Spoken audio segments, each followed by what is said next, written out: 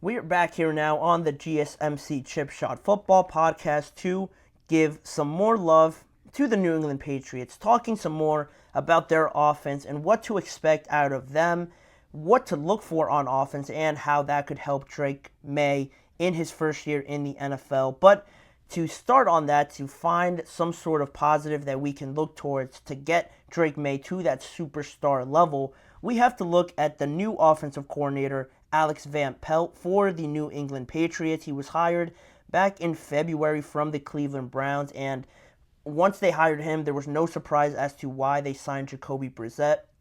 Not only did he play for the New England Patriots, but also he played under Van Pelt with the Cleveland Browns in 2022. So there is good reason why Jacoby Brissett right now is penciled in to start right away. But the idea of this entire project with bringing in Drake Maye or starting this new era outside of Bill Belichick is to get that guy, number 10, Drake Maye, who they drafted at number 3 overall, get him to be the starter eventually, get him to be the leader of this new era for the New England Patriots. And he's definitely not ready right now. That's why they brought in Jacoby Brissett, comfortable in the New England Patriots, comfortable with Alex Van Pelt and knowing his system already. You have him there for a good, I would say, year before Drake Maye is really expected to at least compete with Brissett to start in New England. But right now, talking about Alex Van Pelt and really zoning in on him and what he could do to help Drake Maye, former New England safety Duron Harmon touched on this situation because he was familiar with Alex Van Pelt, working close with him during his time in Cleveland, and he believes that Alex Van Pelt can really help Drake Maye, and he'll be one of the probably the most important piece to Drake Maye's development early on in his career. Duron Harmon praised Van Pelt's organization, game planning, and just getting guys ready to play each week. And he touched on a staple of Alex Van Pelt's offensive scheme is running the ball, obviously because you saw how prolific the Cleveland Browns were in this category last year with Nick Chubb, Kareem Hunt, and that offensive line. And it was just absurd watching it because I'm a Steelers fan, so watching a lot of those Browns games, and if Deshaun Watson was having a bad game or they just weren't getting anything going, that offensive line, that running game with Nick Chubb was almost as close as you could get to unstoppable. Nick Chubb was probably on his way to another 1,000-yard year if he didn't get hurt, but unfortunately he did. But I think the New England Patriots really got a good piece here in Van Pelt to help out this specific situation with Drake Maye because Van Pelt is really zoned in on wanting to run the ball, and there's no better pressure alleviator than having a very dominant run game. More specifically, the wide zone runs that Alex Van Pelt wants to integrate into this team and into this New England Patriots team to help out Drake Maye, and not just Drake Maye, but Jacoby Brissett as well, making sure he's successful with the lack of skill-based players around them, with the lack of excitement from the wide receiver position, from the offensive line a little bit as well. The expectations are low for the Patriots, but with Alex Van Pelt, I think the way he wants to run his offense will be intriguing for them to alleviate some pressure and not have to win the game throwing the ball 30 to 40 times like most other teams do. New England already re-signed Ramondre Stevenson to a 4-year, $36 million deal, so he's their guy going forward. He's going to be almost the face of this running game, and through his time in New England, through splitting carries with Ezekiel Elliott and Damian Harris, I think he has mostly stood out as the prominent running back, the one that gets you off your feet the most, the one that really becomes productive. I think his yards per carry in some of his best years were 4 or maybe even 5 yards per carry, and how efficient he was in getting those extra yards. And maybe the New England Patriots weren't the old New England Patriots, but he certainly didn't contribute to them faltering in any way.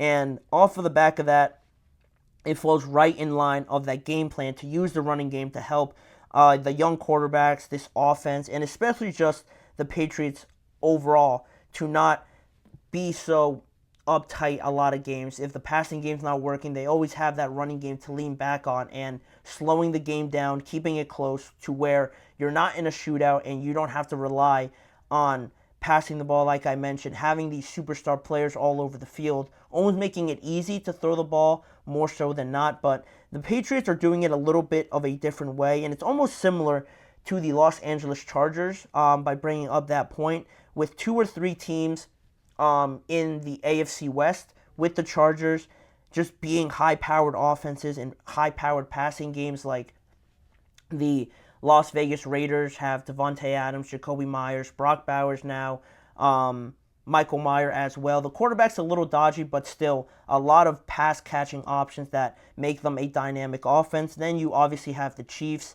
And outside of that, those are 2 teams there in the AFC West. And now you look over here to the AFC East, and you have the Jets, Rodgers, Garrett Wilson, Mike Williams coming in, Breece Hall also there.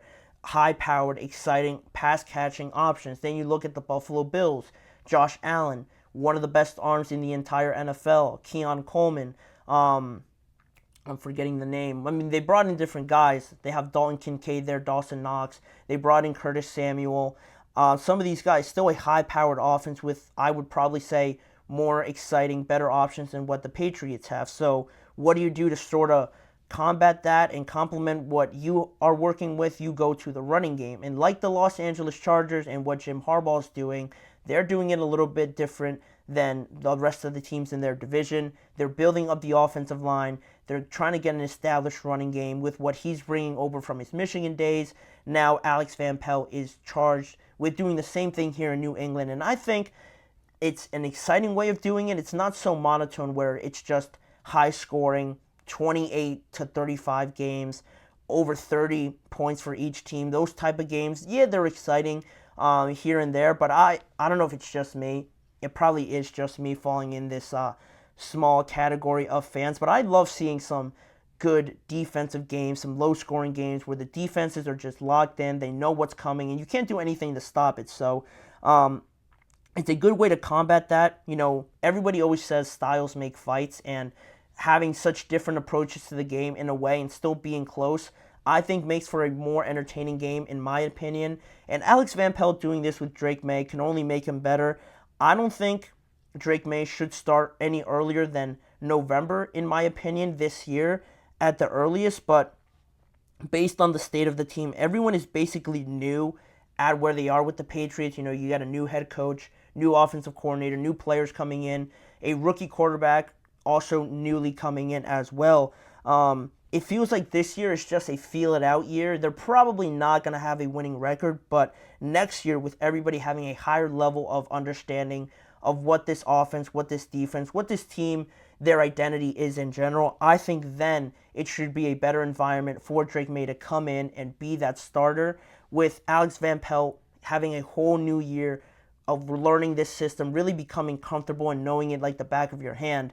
Having that strategy and going about it this way with the running game can only really help Drake Maye and this offense. This is a long-term project. I want to stress that to everybody that's watching and has an understanding of what the Patriots are going through.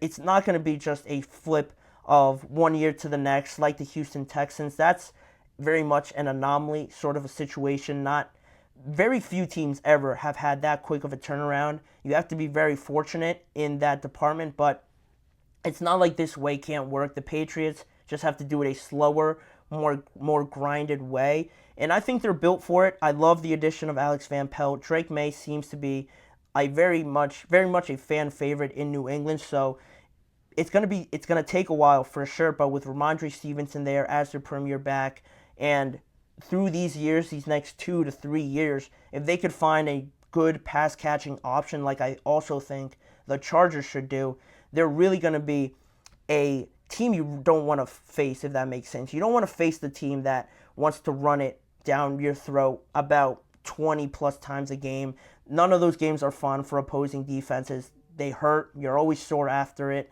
at least from what I hear. I don't play football, so it seems like you don't want to play those teams. The Patriots, if they built that sort of roster, could find earlier success than maybe originally anticipated, but they're on the right path. I think with this strategy, they're going to get the best out of Drake Maye if they continue and really buy into this long-term project with Drake Maye and this offense. But in saying that, we're going to leave that topic there. And when we return for our final segment, we're going to talk about another approval for a new stadium coming in the near future in 2028 with the Jacksonville Jaguars this time. What went into it, how much is getting paid to renovate this stadium, and how could it potentially look when it's all said and done. I'll get into all those details when we return. You're listening to the GSMC Chip Shot Football Podcast.